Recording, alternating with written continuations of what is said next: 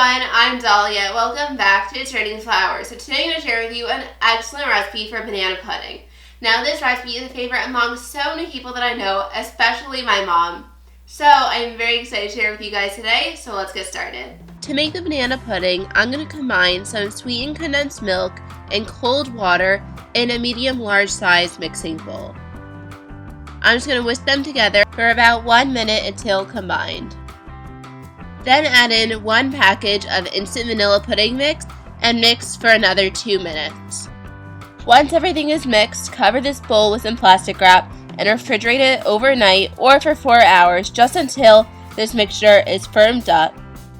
So I've whipped up some heavy cream to stiff peaks, and into it I'm going to add in the vanilla pudding mixture that was in the fridge. So just break it up as you add it in. You'll see it form like a big chunk, so just break it up using your rubber spatula. And once it's all added, just fold it in until it is all mixed up and combined. So I'm going to be filling 6 mason jars, but the recipe I'm giving you will fill 12. I just made less today. So begin with layering it with 2 vanilla wafers, then about 3 to 5 slices of banana. Then top it off with about 2 to 4 tablespoons of the cream mixture. You're just going to repeat this a few times until your entire cup is filled. So continue to layer this vanilla wafers, banana, and then some of the cream filling.